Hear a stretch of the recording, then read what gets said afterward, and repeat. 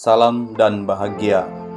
Kali ini saya akan mempresentasikan video tentang rangkuman jurnal perjalanan pembelajaran dari awal sampai saat ini di modul 3.1 pada program Guru Penggerak. Saya akan memperkenalkan fasilitator Ibu Fitrawati MPD dan pengajar praktik Nefri Arianto Kiuk SPD. Saya Salmundun SPD adalah calon guru penggerak angkatan 7 UPTD SMP Negeri 1 Lobalain, Kabupaten Rotendao. Tahapan pelaksanaan pendidikan calon guru penggerak saat ini sudah memasuki materi modul 3. Oleh karena itu, kami para CGP mendapat tugas membuat rangkuman jurnal perjalanan pembelajaran atau koneksi antar materi tentang modul 3.1, yaitu pengambilan keputusan berbasis nilai-nilai kebajikan sebagai seorang pemimpin. Bentuk penulisan tugas dalam koneksi antar materi ini berupa presentasi video yang pastinya berhubungan dengan materi-materi yang saya pelajari selama mengikuti pendidikan guru penggerak angkatan 7. Ada beberapa pertanyaan yang akan saya berikan pemahamannya sebagai berikut.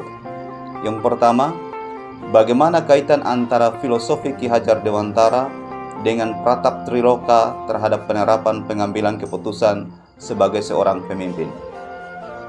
Filosofi pendidikan Indonesia mengacu pada pemikiran Ki Hajar Dewantara yang menggambarkan bahwa pendidikan dan pengajaran merupakan usaha persiapan dan persediaan untuk segala kepentingan hidup manusia, baik dalam hidup bermasyarakat maupun hidup berbudaya dalam arti yang seluas-luasnya. Pendidikan adalah tempat persemaian benih-benih kebudayaan dalam masyarakat. KHD memiliki keyakinan bahwa untuk menciptakan manusia Indonesia yang beradab, maka pendidikan menjadi salah satu kunci utama untuk mencapainya. Pendidikan dapat menjadi ruang berlatih dan bertumbuhnya nilai-nilai kemanusiaan yang dapat diteruskan atau diwariskan. Dalam memahami pemikiran Ki Hajar Dewantara ini tentang pendidikan, menempatkan tugas guru dalam menuntun, memahami kodrat, dan menghamba kepada anak. Hal ini bermaksud memberikan kemerdekaan bagi anak untuk belajar. Pandangan filosofi Pratap Triloka pendidikan Ki Hajar Dewantara telah menjelaskan bahwa terdapat 3 poin penting, yaitu Ingarso Sungkelodo, menjadi teladan atau inspirasi, yaitu seorang pemimpin atau guru haruslah memberikan teladan yang baik bagi orang yang dipimpinnya. Ing Madio Mangunkarso, menciptakan prakasa dan ide. Seorang pemimpin atau guru harus bisa bekerja sama dengan teman sejawat dan juga murid. Tutwuri Handayani, memberi dorongan atau semangat.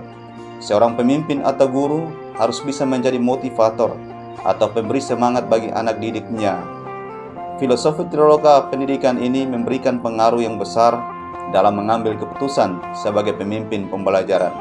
Sebagai pemimpin pembelajaran, tentunya pengambilan keputusan yang diambil adalah keputusan tepat yang berpihak pada murid, sehingga lingkungan belajar yang kondusif, positif, aman, dan nyaman akan memengaruhi pengambilan keputusan. Kedua, pengaruh nilai-nilai yang tertanam dalam diri kita terhadap prinsip-prinsip yang kita ambil dalam pengambilan suatu keputusan. Sesuai dengan filosofi Ki Hajar Dewantara, bahwa seorang guru tentunya harus memiliki nilai dan peran yang ada dalam dirinya, sehingga mampu memberikan kemerdekaan belajar bagi anak dimaksud.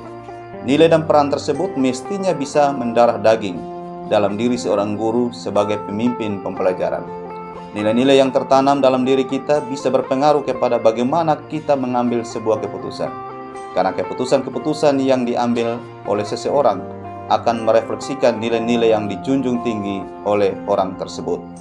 Sudah tentu dalam pengambilan suatu keputusan sangat dipengaruhi oleh nilai-nilai yang tertanam dalam diri kita. Nilai-nilai tersebut antara lain seperti mandiri, reflektif, kolaboratif, inovatif, serta berpihak pada murid. Ada kalanya ketika menghadapi sebuah situasi, kita bisa mengambil keputusan secara mandiri. Namun dalam situasi yang lain, perlu kolaboratif melibatkan pihak lain untuk memberikan masukan dan memberikan pertimbangan positif. Tentu dengan melibatkan pihak lain akan ada pendapat dari berbagai sudut pandang yang memungkinkan dampak negatif dari keputusan yang diambil dapat diminimalisir sehingga dapat diterima oleh berbagai pihak.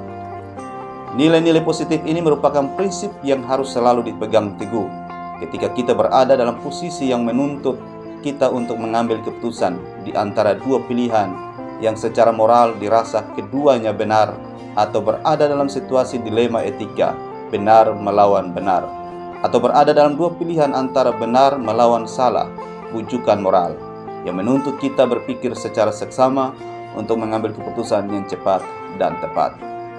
3. Keterkaitan materi coaching dalam pengujian pengambilan keputusan yang diambil, apakah tersebut sudah efektif atau masih menimbulkan pertanyaan? Coaching merupakan keterampilan yang sangat penting dalam menggali suatu permasalahan yang sebenarnya terjadi, baik masalah dalam diri kita maupun masalah yang dimiliki orang lain.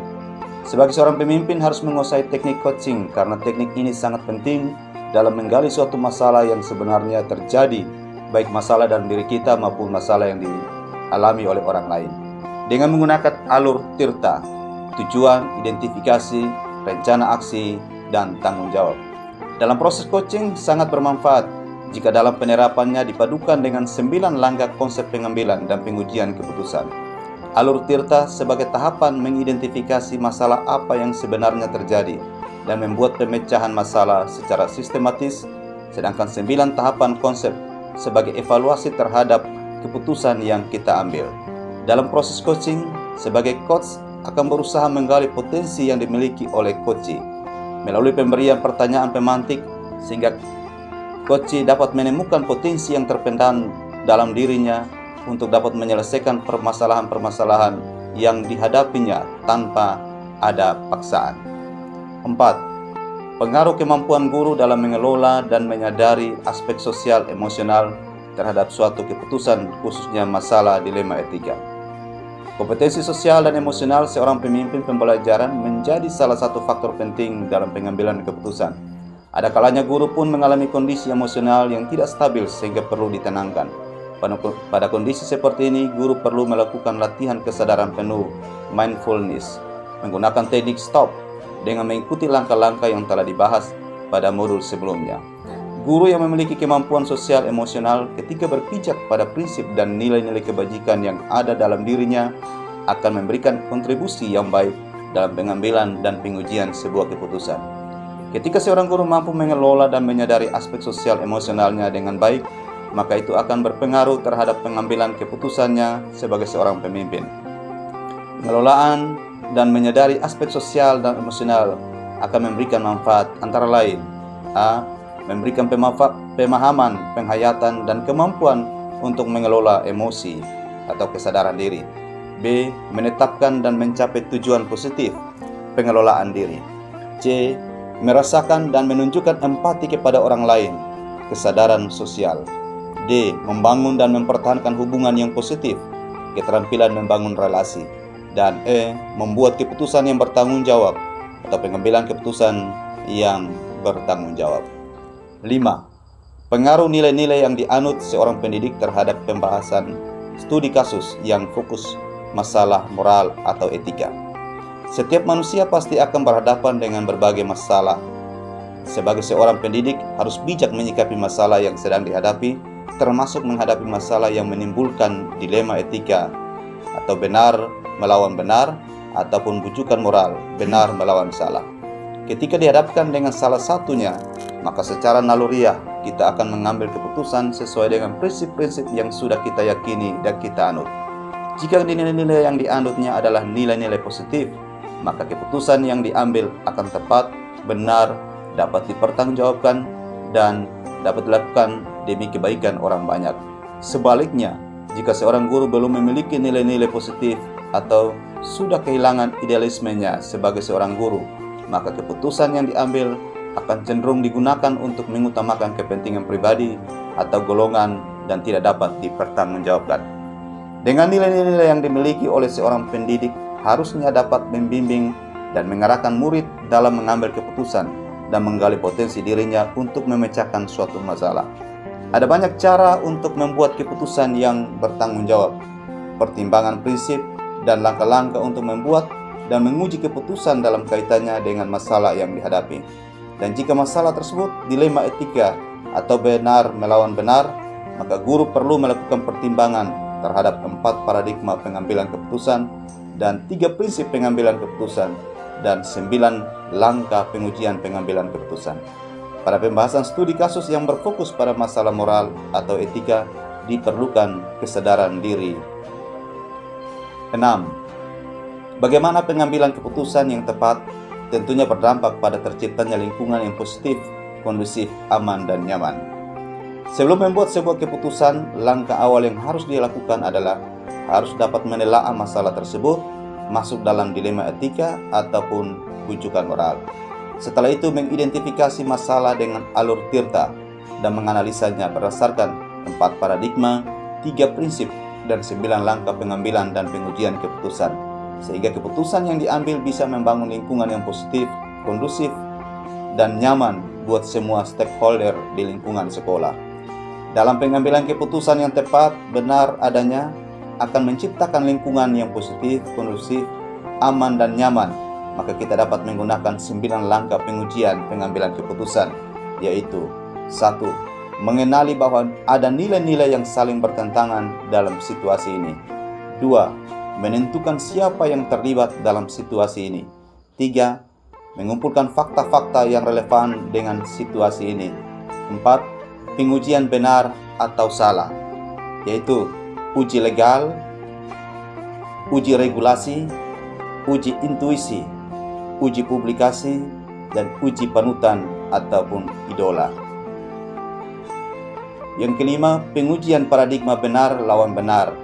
Dari keempat paradigma berikut ini, paradigma mana yang terjadi di situasi yang dihadapi?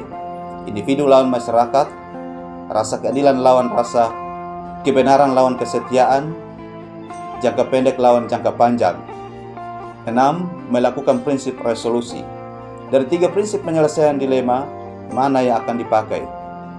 Apakah berpikir berbasis hasil akhir, berpikir berbasis peraturan, berpikir berbasis rasa peduli? 7. Penyelidikan opsi trilema. Dalam menghadapi dilema etika, kita dihadapkan oleh 2 opsi yang harus kita pilih. Kadang kita perlu mencari opsi di luar dari 2 pilihan yang sudah ada. 8. Buat keputusan. Di tahap ini, tahap yang membutuhkan keberanian secara moral untuk melakukannya. 9. Lihat kembali keputusan dan refleksikan. Jika keputusan sudah diambil, maka kita perlu melihat kembali mulai dari proses saat pengambilan keputusan sehingga bisa menjadi acuan ketika dihadapkan dengan dilema etika yang lain. 7. Tantangan-tantangan di lingkungan saya saat menjalankan pengambilan keputusan terhadap kasus-kasus dilema etika dan kaitannya dengan perubahan paradigma di lingkungan. Tantangan yang berat dalam mengambil sebuah keputusan di lingkungan saya, baik berkaitan dengan murid, rekan sejawat, ataupun masalah sekolah, adalah keputusan itu harus bersifat adil dan memberikan dampak positif. Dalam kasus dilema etika, pada dasarnya apapun keputusan yang kita ambil dapat dibenarkan secara moral. Akan tetapi perlu memperhatikan prinsip-prinsip dalam pengambilan suatu keputusan. Kita harus berpikir hasil akhir dari keputusan kita yang sesuai dengan prinsip berpikir berbasis hasil akhir. Kita juga harus melihat peraturan yang mendasari keputusan yang kita ambil. Peraturan tersebut bisa kita analisa dengan baik. Serta kita juga harus menciptakan lingkungan yang positif, kondusif, aman, dan nyaman sesuai dengan prinsip berpikir berbasis rasa peduli. Ketika kita menghadapi situasi dilema etika, akan ada nilai-nilai kebajikan mendasari yang bertentangan seperti cinta dan kasih sayang, kebenaran, keadilan, kebebasan, persatuan, toleransi, tanggung jawab, dan penghargaan akan hidup. Hal ini mengacu kepada 4 paradigma, yaitu individu lawan masyarakat, rasa keadilan lawan rasa kasihan, kebenaran lawan kesetiaan, jangka pendek lawan jangka panjang. 8. Pengaruh pengambilan keputusan yang kita ambil ini dengan pengajaran yang murid-murid kita Bagaimana kita memutuskan pembelajaran yang tepat untuk potensi murid yang kita lihat berbeda-beda ini. Tujuan akhir proses pembelajaran adalah merdeka belajar. Merdeka belajar di sini adalah memberikan kebebasan setiap murid untuk mengoptimalkan bakat dan minat serta aset atau kekuatan yang dimiliki oleh setiap murid. Dengan memerdekakan murid belajar, murid akan mengekspresikan diri dengan bebas dan melakukan pengambilan keputusan atas dirinya sendiri terhadap proses pembelajaran. Hal ini dapat didukung dengan pembelajaran berdiferensiasi yang telah dirancang oleh guru dalam proses pembelajaran. 9. Pengaruh keputusan yang diambil oleh pemimpin pembelajaran terhadap kehidupan atau masa murid-murid. Sebagai seorang pemimpin pembelajaran, guru harus berperan sebagai among terhadap muridnya.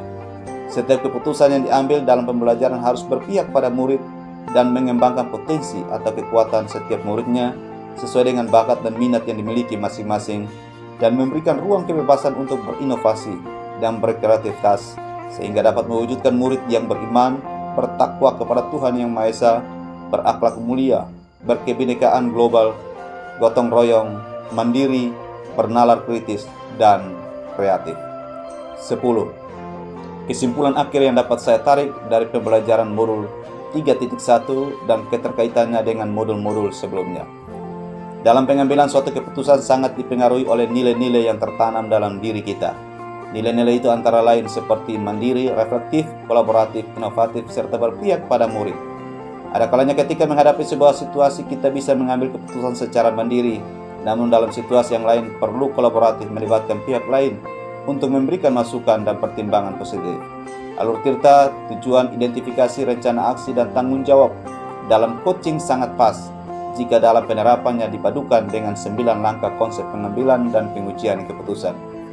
Menjalankan alur Tirta sebagai tahapan mengidentifikasi masalah apa yang sebenarnya terjadi dan membuat pemecahan masalah secara sistematis, sedangkan 9 tahapan konsep sebagai evaluasi terhadap keputusan yang kita ambil.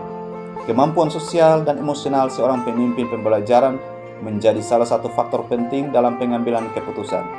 Kemampuan ini akan berpengaruh dalam pengambilan suatu keputusan ketika menghadapi dilema etika, di mana ada dua pilihan yang secara moral itu benar, namun harus memilih salah satu alternatif keputusan yang tepat, tidak memihak, dan menimbulkan efek positif. Dengan memerdekakan murid belajar, murid akan mengekspresikan diri dengan bebas dan melakukan pengambilan keputusan atas dirinya sendiri terhadap proses pembelajaran. Hal ini dapat didukung dengan pembelajaran yang berdiferensiasi yang akan dirancang oleh guru nantinya dalam proses pembelajaran. 11. Sejauh mana pemahaman Anda tentang konsep-konsep yang telah Anda pelajari di modul ini, yaitu dilema etika dan bujukan moral, 4 paradigma pengambilan keputusan, 3 prinsip pengambilan keputusan, dan 9 langkah pengambilan dan pengujian keputusan. Adakah hal-hal yang menurut Anda di luar dugaan? Dilema etika merupakan 2 keputusan yang sama-sama benar, sedangkan bujukan moral adalah 2 keputusan di mana salah satunya adalah keputusan yang salah. Jadi jelas bahwa dilema etika benar lawan benar, sedangkan bujukan moral keputusan yang benar melawan salah. Secara umum ada pola, model, atau paradigma yang terjadi pada situasi dilema etika yang bisa dikategorikan seperti di bawah ini. 1. Individu lawan kelompok, rasa keadilan lawan rasa kasihan, kebenaran lawan kesetiaan, jangka pendek lawan jangka panjang. Seorang guru sebagai pemimpin pembelajaran juga dapat menganalisis 3 prinsip atau pendekatan dalam pengambilan keputusan yang memuat unsur dilema etika, serta menilai dirinya memiliki kecenderungan menggunakan prinsip yang mana pada saat pengambilan keputusan. Ketiga prinsip tersebut adalah berpikir berbasis hasil akhir, berpikir berbasis peraturan, dan berpikir berbasis rasa peduli. Ada 9 tahapan pengambilan dalam pengujian keputusan. 1. Mengenali bahwa ada nilai-nilai yang bertentangan. 2. Menentukan siapa yang terlibat dalam situasi ini. 3. Mengumpulkan fakta-fakta yang relevan dalam situasi ini. 4. Pengujian benar atau salah. 5. Pengujian paradigma benar atau salah. 6. Prinsip pengambilan keputusan. 7. Investigasi trilema. 8. Buat keputusan. Dan 9. Meninjau kembali keputusan dan refleksikan. 12. Sebelum mempelajari modul ini, pernahkah Anda menerapkan pengambilan keputusan sebagai pemimpin dalam situasi moral dilema? Bila mana pernah, apa dengan apa yang Anda pelajari di modul ini? Sebelum mempelajari modul ini, tentu saya pernah mengambil keputusan situasi dilema etika. Keputusan yang saya buat saat itu seringkali didasarkan pada perasaan saya, nilai-nilai saya, dan pertimbangan saya terhadap orang lain, dan belum menerapkan 9 langkah evaluasi pengambilan keputusan.